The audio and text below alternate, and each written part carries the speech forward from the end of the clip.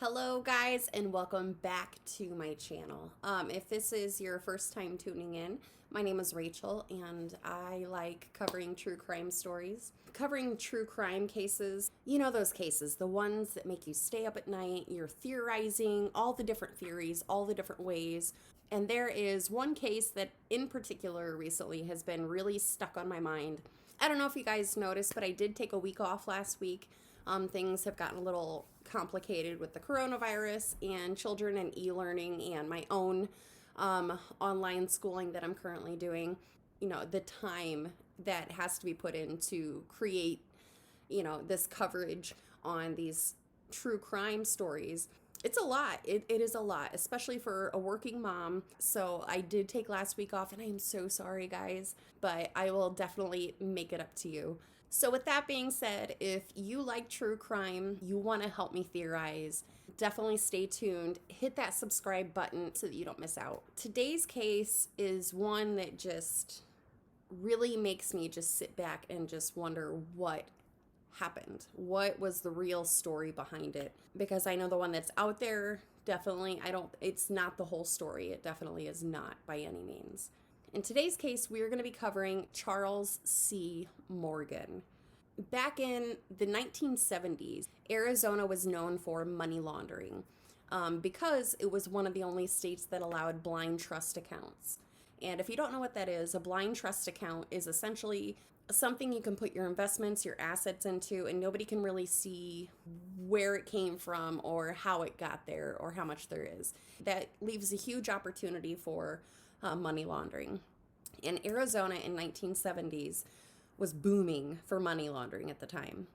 I believe in Arizona during that time there was over 500 racketeers going on, and there was a lot of gang-related murders and death, deaths, deaths that were seen in the 1970s in Arizona at the time.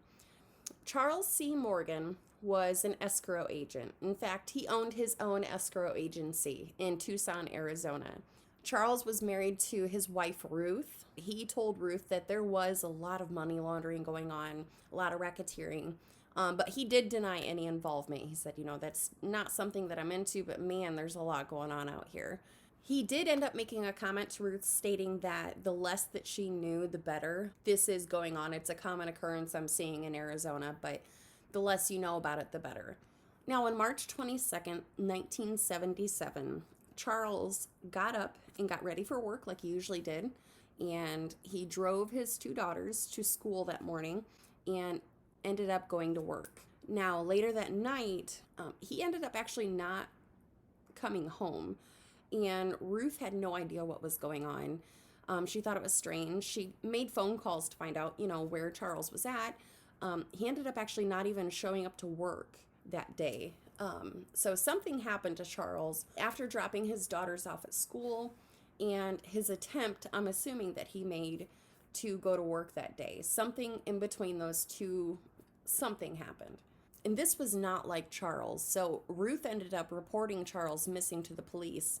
They wouldn't have to wait for too long because 3 days later, Ruth was woken up at about 2, 3 o'clock in the morning to a banging on the back door. And she goes down and opens the door and she finds Charles is standing there at the back door. His hands are zip tied. He had plastic handcuffs on his ankles, at least one of them, and he wasn't speaking. He seemed very frantic and was just kind of going from room to room, going through drawers. And Ruth finally realized that he was probably looking for a pen and paper because he wasn't speaking, he wasn't explaining anything. And so Ruth went and got him a piece of paper and a pen. And this is where things kind of start to get a little bizarre. Charles wrote down that he had been abducted and that he had been tortured by his captors. And he kept referring to them as they. Now, of course, Ruth wanted to immediately call the police and let them know, first of all, Charles is home. Second of all, somebody had abducted him and hurt him. And Ruth was trying to convince Charles to let her call the police. And he's absolutely not, was very adamant, no, we cannot call the police at all. And he also stated that he couldn't speak because, as he wrote down, his captors had put a hallucinogenic drug in his throat, and if he spoke, those drugs would get into his nervous system and destroy it. I mean, that's some intense stuff. But he told her that if he was to ingest this, it would destroy his nervous system. So he was not able to talk. He said that if they contacted the police, his entire family, they threatened to murder his entire family if they went to the police about anything. So after Charles was abducted and tortured and apparently released afterwards, people would say that his life went back to normal, which I find very strange. Like, I mean, how do you go back to normal after that and act like it just didn't happen without changing anything? And of course, it doesn't. Charles did go back to work and was getting back into the routine of work. However, he was taking new precautions that he had not done before this, such as he was prearranging rides for his kids to make sure that they were never without a ride or supervision. They weren't really allowed outside to play by themselves. He definitely made sure that his kids had zero chance of being abducted. This really emphasizes, the family man that he was. Charles also tried to change his appearance. He wanted to obviously not look exactly like he usually did always. The typical family guy, they don't really change much. Their hairstyle stays the same for many, many years. I mean, guys don't really change a whole lot, so for him to do that, especially back in the 70s, he was scared. He was definitely scared. I also believe that during this time, he started wearing a bulletproof vest underneath his clothes. It almost seemed like Charles was prepping for and waiting for something else to happen, which I'm sure is not a good feeling in a household whenever you feel almost like an impending doom coming. It just made everybody uneasy. This is when Charles pulls Ruth to the side and says that he has to tell her something. It's a secret he's been keeping from her, and Ruth is terrified. But it's definitely not what she had expected. Charles tells Ruth that he's not only just an escrow agent, but he is also working for the Department of Treasury. He claims that his captors actually took his key card and his badge so that he couldn't really show her to confirm that, but wanted to tell her, yes, I am also working for the Department of Treasury. Mind you, it's 1977. So back then, the Secret Service was really initially started in the Treasury Department. And it was put in place to protect our money and combat money laundering and things of that nature. So with him telling her this, it may not seem like that big of a secret, but at the time it could have meant something completely different.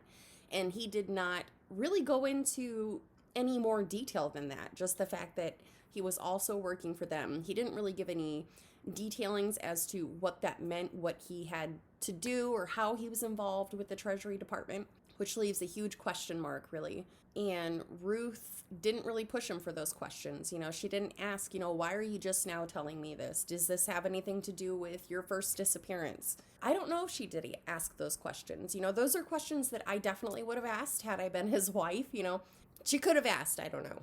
And unfortunately, we'll never know, because 2 months after his first disappearance, Charles C. Morgan went missing again. Disclaimer, I'm going to be using my notes a lot. I'm looking at notes, or I'm going to be looking at my phone here in a minute to be reading some stuff to you guys. But so this was a routine day for them. Charles got up to drive himself to work per usual. Ruth got up with the kids and got them around to drive them to school. That evening, Charles had plans to go to a Masonic meeting for that night. So apparently that morning, Charles called his work. I don't know the time. I was not able to find that because I think that would play a huge role in this. But he stopped downtown at a payphone to call his work and tell them, hey, it's Charles. I'll be there in 30 minutes. I don't know if he was running late, maybe. That's why I think the time frame on this would be really important to know. Regardless, though, Charles never showed up to work. Charles was reported missing 9 days after Charles' disappearance.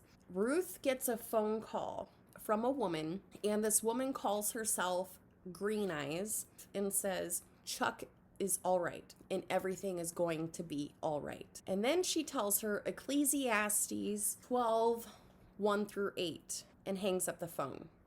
That's just, it just gives me chills. It's so creepy and weird. But for reference, I really wanted to read the Ecclesiastes that she was given by Green Eyes. Maybe you guys can find some meaning in this. So it is Ecclesiastes chapter 12:1-8. Remember now thy Creator in the days of thy youth, while the evil days come not, nor the years draw nigh, when thou shalt say, I have no pleasure in them, while the sun or the light, or the moon, or the stars be not darkened, nor the clouds return after the rain. In the day when the keepers of the house shall tremble, and the strong men shall bow themselves, and the grinders cease because they are few, and those that look out of the windows be darkened, and the doors shall be shut in the streets, when the sound of the grinding is low, and he shall rise up at the voice of the bird, and all the daughters of music shall be brought low. Also, when they shall be afraid of that which is high, and fears shall be in the way, and the almond tree shall flourish, and the grasshopper shall be a burden, and desires shall fail, because man goeth to his long home, and the mourners go about the streets. Or ever the silver cord be loosed, or the golden bowl be broken, or the pitcher be broken at the fountain, or the wheel broken at the cistern, then shall the dust return to the earth as it was, and the spirit shall return unto God who gave it. Vanity of vanities, saith the preacher, all is vanity. I don't know. So at this point, Ruth has no idea what these references mean. She had no idea how this could relate to her husband or the situation that he was currently in. She was just hoping he would just come home like he did the last time that he had gone missing. Unfortunately, just a few days after the phone call from Green Eyes, Charles Morgan's body was found. He was about 40 miles from his home. He was found in the desert next to his car. Now, when investigators got on the scene and they searched the area, they found quite a few weird things. It was just a weird scene. Charles was found with a gunshot wound to the direct back of his head, and it was actually inflicted with his own gun, which is a .357 revolver that was found near his body. By the time that they did find him, he had been dead for 12 hours at this point. Charles was found with his bulletproof vest, a holster, and a knife on him.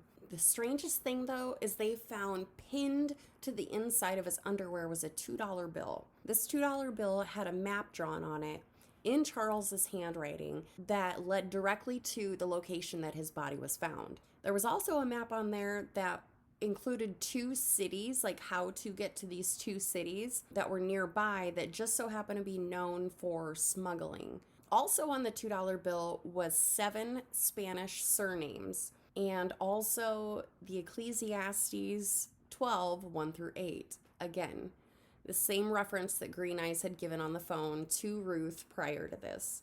The authorities went through the car and found a ton of guns. This thing was full of guns, ammo, handcuffs. They also found a tissue with a tooth in it in the passenger seat, and they found a pair of sunglasses, and it was just a strange situation. Now, 2 days after Charles's body was found, Green Eyes made another phone call, but this time to the investigative authorities. She called to let them know that she had actually seen and spoke with Charles prior to him passing. She stated that they met up together at a motel. When Charles showed up, he had a briefcase and it was just stacked with cash. She claims that Charles told her that he brought money to pay off the hitman that was after him. He stated that there was a hit out on him for $90,000. It increased by $5,000 every single day. And his hopes were that he was going to be able to pay more than what they were offering for the hit, and that he would be able to go back home and just be done with this.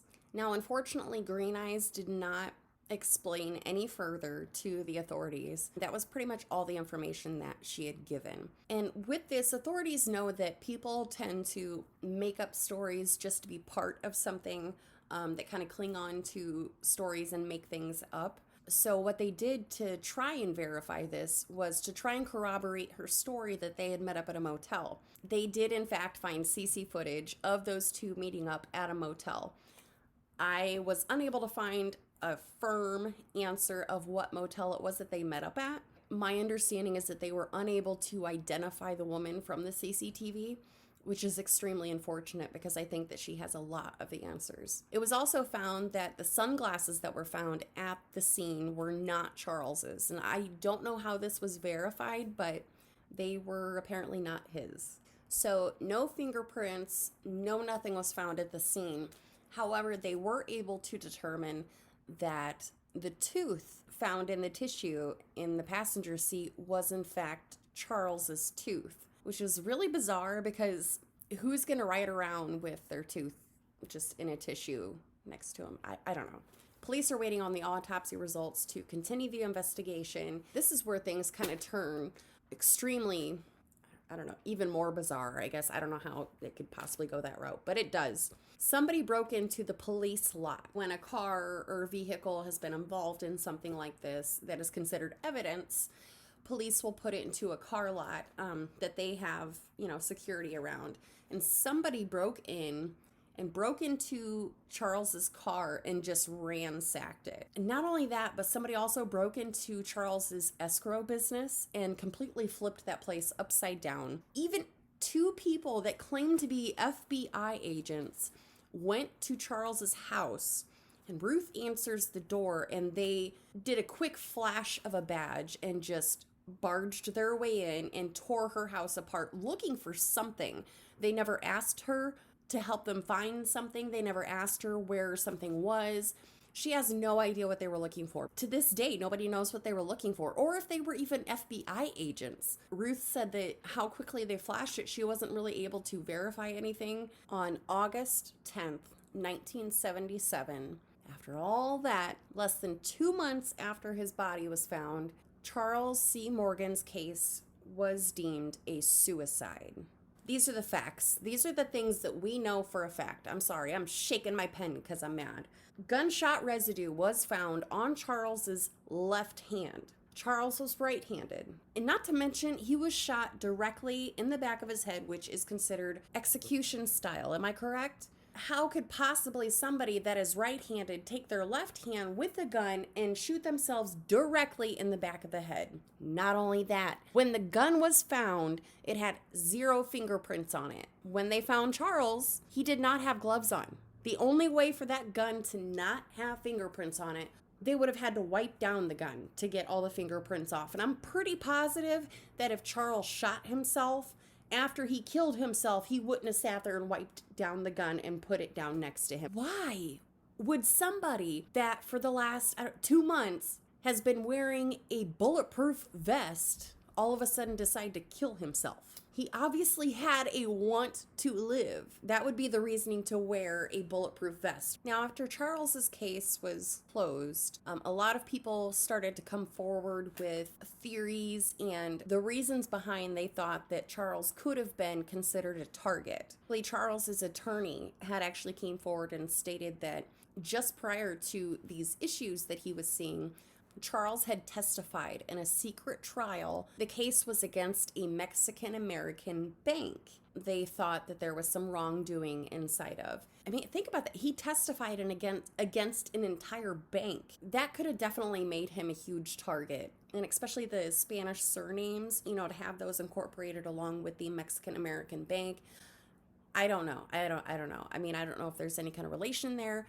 But for some reason, authorities called this a suicide and walked away from this case and left it at that. As a police officer or an investigator in this case, I could see where you could possibly be concerned with coming out with any kind of information on this case or digging into it any further.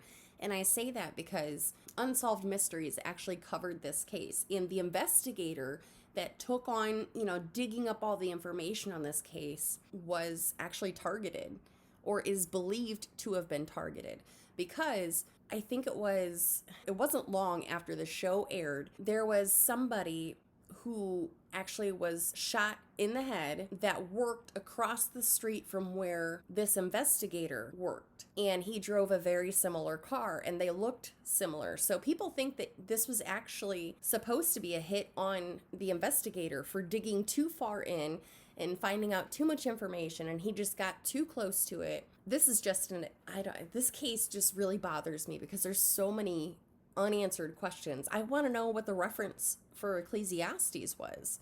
How did that correlate? What about the 7 Spanish surnames? I noticed that they're like ABC order. There's so many interesting and unanswered things in this case that just blow my mind, and I had to share it with you guys in case you have not heard of this story. But there are definitely a ton of theories on this one. I am what you could consider a conspiracy theorist, which might be why this is so interesting to me. I want to know your thoughts down below. I mean, let's be real. I mean, this definitely was not a suicide. I don't see that ever being an option. But if it wasn't a suicide, what was it? Was it a hit from some organized crime family? Was this the bank coming after them? Was this, a money laundering thing? What was it that caused this to happen to this family? Ruth, she lost her husband and she has no answers for what happened and what he was actually dealing with. And his children, his daughters, now don't have a father with no answers. I mean, it's he's gone, but it's like there's no closure. So this one just bugs me. Ugh. So I hope you guys enjoyed today's video. Be sure to subscribe if you have not yet. You guys are the reason why I do these videos, because I enjoy sharing them. I enjoy theorizing and talking about them. I love discussing them. I already have a list going of suggestions I've been given. And again, it does take time to dig up information. So those videos are coming soon. Just please be patient. As always, stay safe out there, guys. And we'll talk to you next week. Bye.